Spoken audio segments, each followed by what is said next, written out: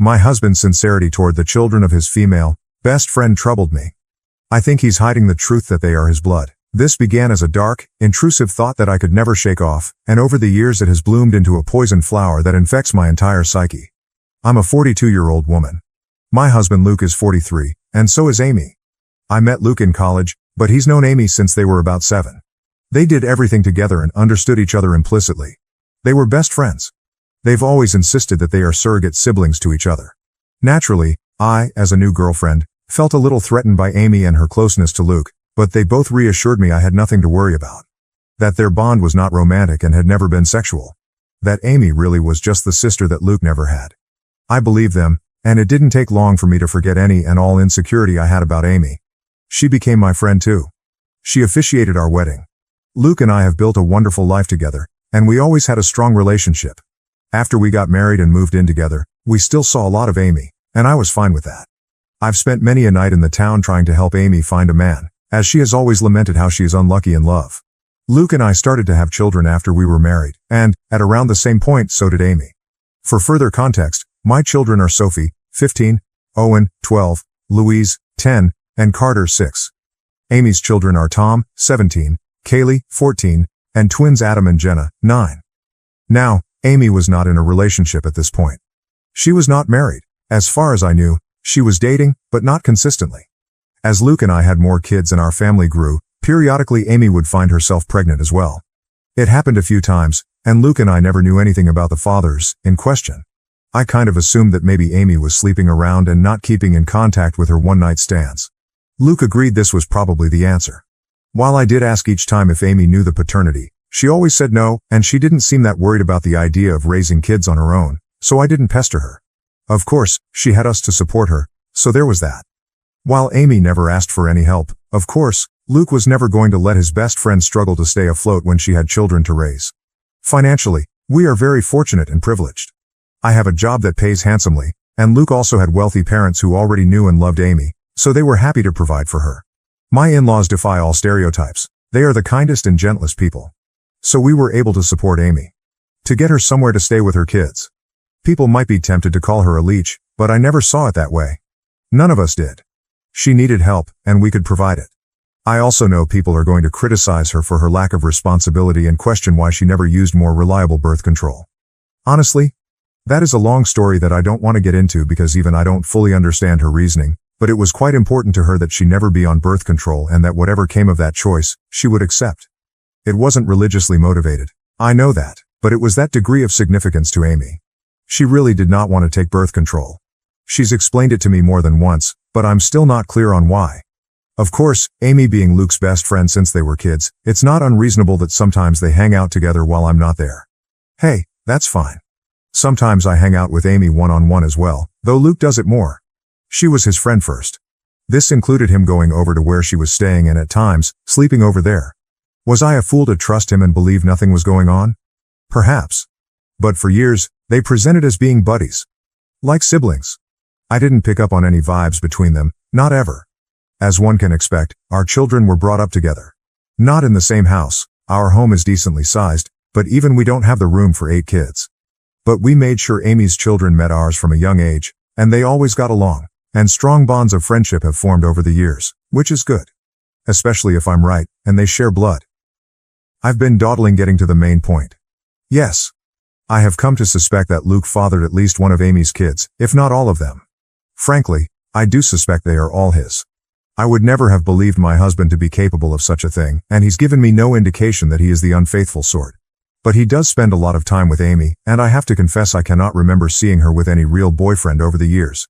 She would talk to men at bars and parties. I would try to be her wingman, and so on. But nothing ever seemed to really happen, so when she got pregnant the first time, I was curious. When it happened again, and again, I began to wonder if she had some sort of secret fella who she didn't want us to know about for whatever reason. But I couldn't think of any reason why she would hide him, especially from her children. After Carter, our youngest, was born, Luke and I agreed that the time had come for him to have a vasectomy. Amy's twins had come just a couple of years prior. Of course, after the procedure, Luke and I continued to make love, but I no longer had to think about pregnancy. Meanwhile, Amy never got pregnant again after the twins. Is it a coincidence that Luke had a vasectomy and then both of us stopped getting pregnant? I don't know. But Luke would still visit her, and he wasn't just going to see her, but checking up on her children as well. In general, I should have paid more attention to it sooner, but Luke has always acted like a father to them, especially as they've gotten older. He's the father they never had. He doesn't neglect me or our children, not one bit. He's doing double duty. On its own, the idea that he is a surrogate father to Amy's fatherless children isn't inherently suspicious. One could call it noble. But it combines with a lot of other little things. There is appearance as well. I won't go into specifics of hair color, eye color, or unique physical traits because I'd rather limit the identifying factors of the people involved and keep this whole thing as vague as possible. But suffice it to say, Amy's children, they certainly look like they could be Luke's. Kaylee has a very unusual allergy that Luke also has. The twins look very much like him, Adam in particular. The older Tom has gotten, the more of Luke I can see in his face and personality. While their race doesn't matter, the reality is that Luke is a different race than Amy, and Amy's children look pretty biracial. I could easily believe their father is the same race as Luke. Doesn't mean Luke has to be the father, but it sure seems like it. I have never voiced my anxieties to either Amy or Luke. I don't want to be the bad guy, and guilty or innocent, I already know they would flatly deny my accusations and be hurt by them. Imagine if that drama reached the ears of my kids or Amy's kids. Either way, Luke continues to spend time with Amy and her children, just as her children spend time with mine. I have hinted to Luke that I feel needy for more attention and wish he wouldn't give as much to Amy. But he either missed my cues or pretended that he missed them. I don't want to push this idea that he's favoring her because it's not even really true. He's never neglected me for her. I can't shake the feeling that Luke and Amy have been intimate before, likely numerous times. So far as I know, Amy never really wanted to be a mother either. She wasn't opposed to it, and when each of her children came into the world, she instantly fell in love with them, but motherhood was never really a major part of her life plan or identity. In the grand scheme of things, when we would talk about the future, she would sometimes mention a husband and children, but it never seemed like something she had her heart particularly set on. So I don't think this is a case of Luke just giving Amy children. I doubt that was the motive for the infidelity. That would have been a side effect. I've been letting this go and turning a blind eye for years. It was a dark thought in the back of my mind after Kaylee's allergy was discovered, but I dismissed it. It got worse after the twins were born. I dismissed it. Then, when Amy stopped having babies, I wanted to feel reassured by that. But Luke had gotten a vasectomy, so if anything, that made my anxiety worse. There have been nights that I wish the twins were younger, that they had come along after Luke's procedure. It's been twisting me into knots for a long time, but I don't want to be the one who rips our family apart, especially since, technically, I could be wrong. Except now I'm very afraid because in the last few months we've had a new development in our kids' social circle. Tom, Amy's eldest, asked Sophie out. Sophie, my eldest. She's really blossomed over these last few years and become quite the outspoken beauty, so I'm not shocked to see she's getting male attention, but Tom asking her out had me thrown. Sophie said no, but only because I'm quite protective when it comes to her exploring dating, and she knew she'd have to ask me first. I could tell she was flattered and intrigued by his interest and wanted to say yes. She approached me to talk to me about it. Bless my girl, she did everything right. I think she expected I would see things her way and agree that she could date Tom. Much to her surprise, I very firmly said no. That caused a bit of conflict. She didn't even want to date him that badly. She just couldn't understand why she wasn't allowed to. And I couldn't explain it to her. All I could come up with was, he's too old for you, which he is, but it's not really about that. When Amy and Luke heard, I was so very curious to see what their reactions would be. If either of them had agreed with Sophie and tried to convince me that the two of them should be allowed to date, I think I would have been relieved and taken that as proof that I was wrong about something going on between them. Wrong about who fathered Amy's children. But the ambiguity continued. They took my side. Both of them put their foot down, though not as fiercely as I did. Luke agreed with me, but he also worried that trying to forbid such a romance would only make Sophie want it more. He's probably right about that. Amy seemed more apathetic to the idea. She didn't want Tom to date Sophie either, and she backed me up, but I don't know, she just wasn't taking it as seriously. She seemed to think it was a fleeting crush. Well, it wasn't. In the months following those conversations, Tom would spend more and more time with Sophie. They would be alone, or with other friends, any time they possibly could. It's become abundantly clear that Tom is crazy about Sophie and wants to be with her. And he definitely wants to be physical. I've been watching them like a hawk and noticed his eye wandering many times. And while I'm doing everything I can to kill this budding romance in the crib, I also am feeling somewhat powerless. Sophie hasn't outwardly defied me, she's still just hanging out with Tom as friends. So forcing them to stop spending time together would be unreasonable and probably encourage more sneaking around. But I'm so afraid that they're already doing that. My nightmare is that they're secretly dating and doing God knows what when no one is looking.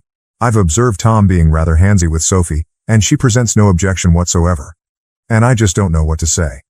I had considered trying to convince Sophie that Tom is like her brother, but if she doesn't see him that way, I don't really have the power to rewrite their emotional dynamic or the history of their friendship. I always saw Amy and her children as being like family, but my kids might see Amy's kids more as best friends. The problem is, of course, that if my husband has indeed been carrying on an affair over the years and I'm right about the paternity of Amy's children, then Tom and Sophie cannot be anything more than friends under any circumstances. End of discussion. It can never happen. I feel powerless to stop it though. Luke has apparently talked to Tom about this, as has Amy, but he is unrelenting and he won't give up on Sophie. I think she enjoys that attention and devotion. Tom has also confronted me and asked why I'm so against this when I know him very well and I know he would be good to Sophie. I didn't know what to say other than to fall back on her being too young for him. But that won't work forever.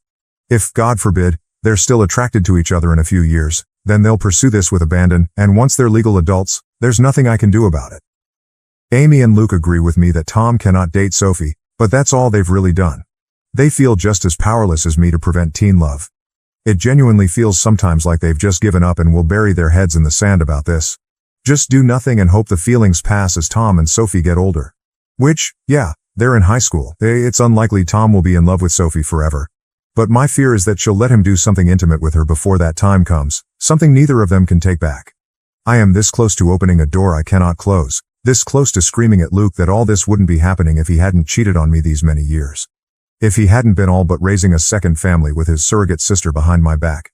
Now Luke's son wants to fuck our daughter, his actual sister, because as far as he knows, she's just his childhood friend. And it's all Luke and Amy's fault for what they've done. If I speak up, everything gets blown to hell. On the off chance that I am wrong, I'm a horrible monster who accused the love of my life and one of my closest friends of doing something horrible. If I'm right, it still tears our entire structure apart. The family and social unit we've become over the last several years is gone, and everyone will be stressed and upset even if Luke and I don't divorce. If I do nothing, Sophie's eventually going to sleep with Tom and be his girlfriend. And I'm low-key terrified it will happen sooner than later, or worse, that it's already happened under my nose. I hope to hell this relationship fades as they mature, but what if it doesn't? What if they wind up being together for years?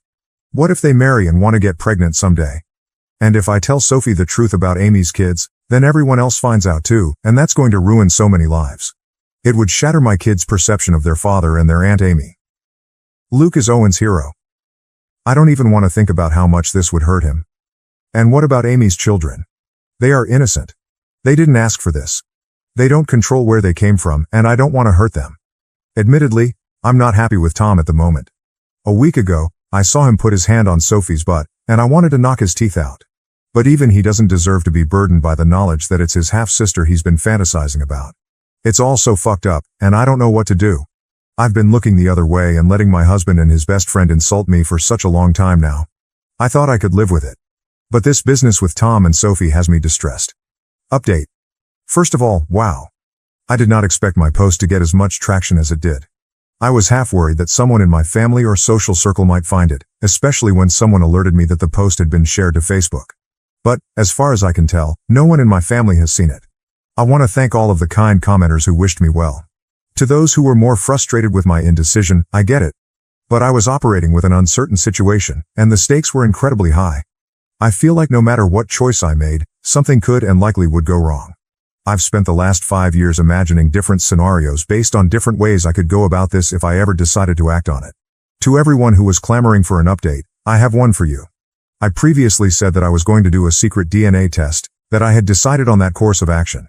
In the end, I couldn't go through with it, and now I am regretting that because the window to do so is essentially closed. I just felt like it would be out of line for me to do that to another person's child behind their back.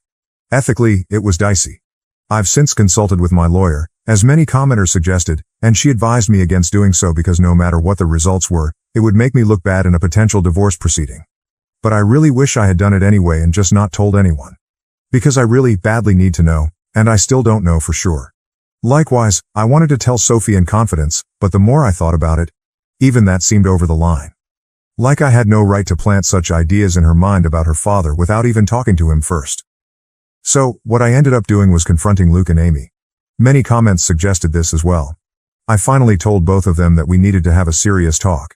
It felt counterproductive to approach just one of them because I figured they would tell the other about what happened in their own words before I could prepare my own.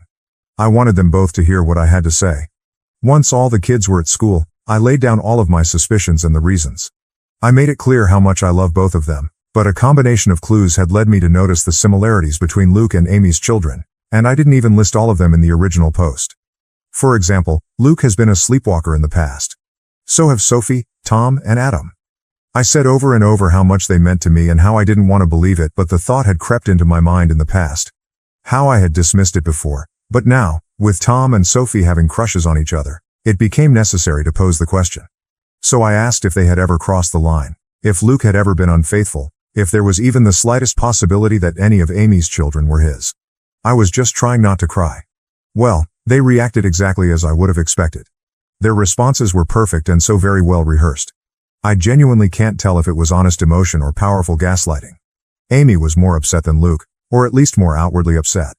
She was angry, offended at the accusation. Luke just seemed heartbroken by it. Maybe they were just acting, but I don't know.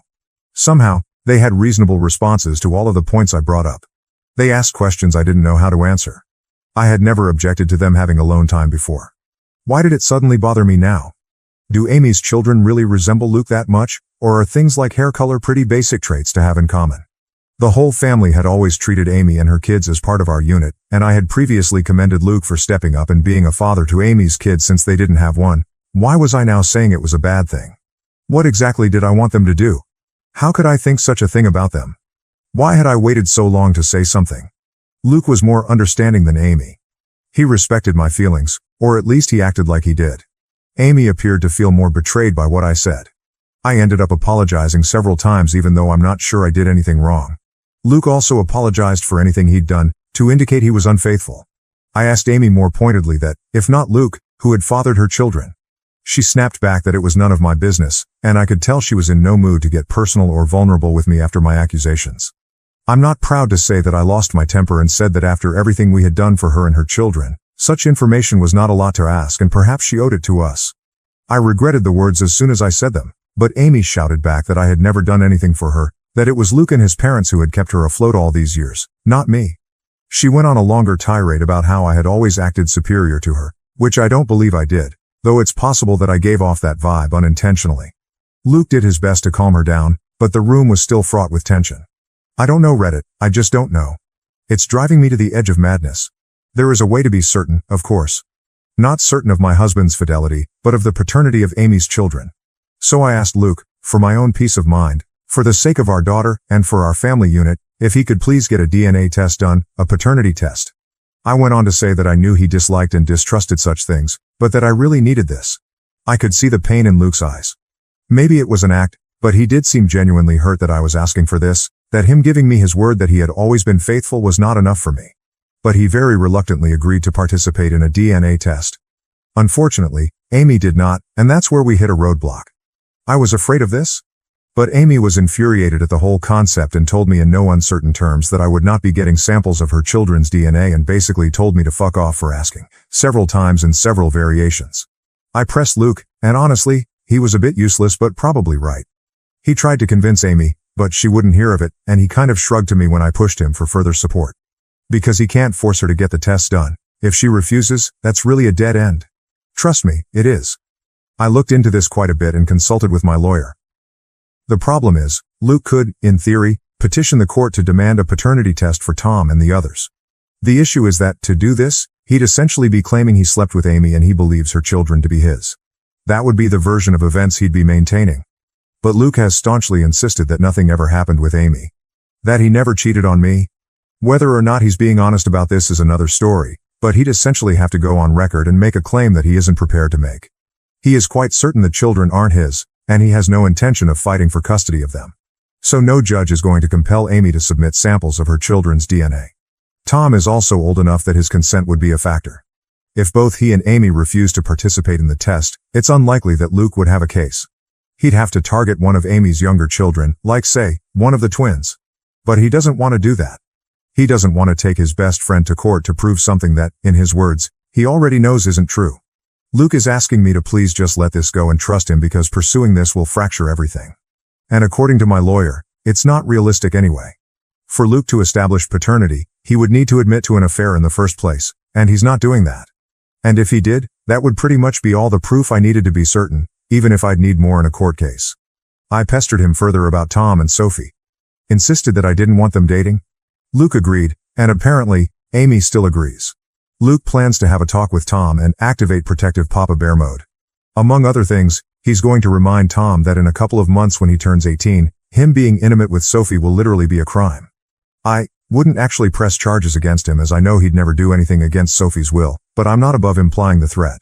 Thankfully, Luke isn't either.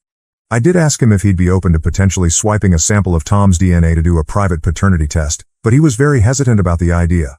Like me, he viewed it as unethical. He also pointed out that if we were to do this and Amy found out, it would mean the end of our friendship with her, most likely. Things are, Luke believes, still in a salvageable state, where Amy and I could reconcile and become friends again, and I can see how much he wants this to happen. But if I did a DNA test on Tom behind Amy's back and she found out, I think she would hit the roof, and I wouldn't entirely blame her. Though I'd be very interested to see the results. Luke ended up going to see Amy and spending the night. I know all of you are cringing and throwing up your hands, and trust me, I wasn't happy about it. That was a very long conversation. But he was adamant that he needed to perform damage control. So they spent the night together, with Luke maintaining that nothing happened. I did not sleep a wink, and I kept texting him for updates. So far as I can tell, Amy will cool off, but she needs a little time. Luke and I talked things over when he came back the next morning. It was an emotionally fulfilling conversation, and we ended up agreeing to take the kids, our kids, not Amy's, to visit their grandparents for a few days. It was an impromptu visit, but we've done it before, and they were delighted to have us. I just really wanted our family to spend some time together away from Amy's side of the family, so to speak. I always love getting to see my in-laws. I'll refer to them as Jim, 75 male, and Kat, 67 female. I know Reddit is famous for stories about the mother-in-law from hell, but in my life, that couldn't be further from the truth. I feel safe with them. To the point that when they took notice of how distant Luke and I were from each other, I finally relented and confessed my fears. I told them of my anxiety that Amy and Luke were having an affair and that Amy's children might be his. Here's where things got a little bit interesting. When I told them what I was feeling, Kat just gave Jim this pointed look and did a big, dramatic sigh. So it turns out, Kat has had similar misgivings to mine and genuinely suspected over the years that Luke and Amy were closer than they'd ever admit, that they had crossed the line in the past. Jim, on the other hand, simply refuses to even consider the idea. He has always insisted that Kat is seeing things that aren't there. He maintains that Luke and Amy are like siblings, and would never do such a thing. Kat thinks his stance on this is naive and that, even if she and Jim had taken Amy in and loved her like a daughter, that didn't mean Luke viewed her as a sister or that she viewed him as a brother. But Jim just continued to insist that this is what they are and had always been. I could tell that he and Kat have already had this conversation before, and they kept going in circles, with Kat getting exasperated. She pointed out that surrogate siblings or not, Luke and Amy were not actually brother and sister, so nothing was stopping them from being physical together if they felt a mutual attraction. At that point, Jim just sighed and walked away from the conversation. So yes, Kat has privately wondered if Amy's children weren't fathered by Luke, which is part of why she has always treated them as her grandchildren. Which was never something that I minded, to be clear. I also don't mind that Kat never voiced these concerns to me. She had no proof, and she saw far less of Luke and Amy's closeness in our adult lives than I did. As for the kids, they're doing all right. I don't know what Amy told her children, but I think the general consensus, the official version of events, is that Amy and I had a fight and need a break from each other. That's what Luke and I told our children, and when pressed for more information, Luke did defend me and shut down the questions, saying it wasn't their business. I don't know if Amy kept to that version of events, but my children and her children have each other's phone numbers and social media, so they've presumably still been in contact over the last 2 days. I think my kids would have kept Amy's kids in the loop on the updates, and if Amy had told them anything else significant, they would have relayed that information to my kids. After all, we know Sophie and Tom are very close. I did try and talk to Sophie about that more, but the timing was off because Sophie rejected my counsel and interpreted my reinforced reluctance as being attributed to my fight with Amy. She maintained that she wasn't dating Tom. To what degree that's actually true, I don't know. But she was going to remain close friends with him, and while she isn't usually a disobedient child, she made it very clear that she was putting her foot down on this one, and, to be fair, I can't really justify trying to separate them or forbid them from being friends. They've known each other for years. Luke has my back on them not being allowed to date, but he wouldn't have my back on them not hanging out anymore. I wish I had a more definitive update, If anything significant happens in the next few days, I can let you guys know. I'm mostly just kicking myself for not having done the secret test, even for my own peace of mind, as now I feel like I'm locked out of the only way to get definitive proof one way or the other. Update 2. I didn't expect to have another update so quickly, but after posting my first update, I did a lot of thinking about my kids. I ultimately decided that whatever else happened, I needed to warn Sophie about the situation and do so immediately. To hell with Luke and whatever that meant for him. To hell if that meant all of the kids learned of the situation. She needed to be aware of what she might be getting herself into. So I discreetly kept her out of school. We went back home, to our home, last night, and this morning, I dropped everyone off and saved Sophie for last, before driving right past her school and telling her that we needed to talk. Always a frightening thing for a teenager to hear from a parent, but I was quick to establish that she was not in trouble, but she needed to know the truth about why Amy and I were fighting, why her dating Tom was out of the question. I very gently explained that because of Luke's closeness to Amy and Tom's resemblance to him, I had come to suspect that perhaps Luke and Amy were intimate at some point over the years. If that was true, and there was any chance Tom's father was actually Luke, that would be a significant problem. Sophie was quiet during all of this, and even after I had stopped talking to let her respond, she paused for quite a while before she finally said that we needed to get Tom and discuss this with him as well. I had no objections, so she texted him to meet with us. They're both skipping school today, but Sophie gets straight A's, and this is extremely important, so I looked the other way. Tom came to meet us, and Sophie had me relay what I told her to him as well. I apologized to him for any indication I might have given that I didn't think he was good enough for my daughter, and to both of them for not telling the truth sooner. Tom and Sophie just gave each other this oddly knowing stare. And, Reddit, that's when they blew my mind. Sophie spoke first, with Tom backing her up. They revealed to me that in fact, they had already known about Luke and Amy, or at least they had strongly suspected. Apparently, Tom has overheard conversations that are questionable. As well as overhearing the sounds of sex from Amy's room, sounds he would just as soon forget, but all signs point to Amy's lover having been Luke. Tom had wondered for a very long time, and back in January, he finally voiced his fears to Sophie. She agreed with them. She could also see a strange sort of closeness between her father and his mother. They agreed that Luke was likely having an affair. They agreed that because of Kaylee's allergy, Luke might very well be her father. And if Kaylee was Luke's daughter, the rest of Tom's siblings could be Luke's as well. Tom could be Luke's kid himself.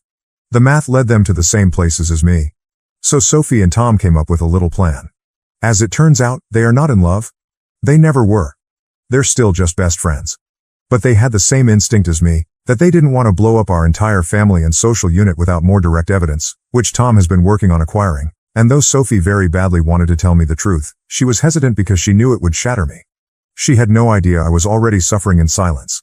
Sophie apologized for not voicing her suspicions sooner. Honestly, we both cried, and I made sure she understood that none of this was her fault and that I loved her very much. So, the bottom line is, Sophie and Tom already know they could be half-siblings and aren't actually interested in being a couple. That was their idea for how to rock the boat. To force Luke and Amy to do something about the situation rather than just keep making a fool out of me. I also think it was Sophie's way of punishing them for their affair. Teenagers can be vindictive. So they concocted this idea that they wanted to date. Every flirtation I've witnessed, every inappropriate touch, all staged, apparently, and for the benefit of Luke, Amy, or both. This was supposed to make them sweat, and Tom expected they would jump out of their seats to forbid it from happening. When I was the one who did instead, that kind of threw the kids for a loop. They couldn't understand why I cared more than the actual cheaters. They began to suspect that maybe I knew. Tom confronting me that one time about why can't I date Sophie, was him trying to gauge if I knew or not. Maybe I shouldn't be surprised. Sophie and Tom have always been close friends and confided in each other.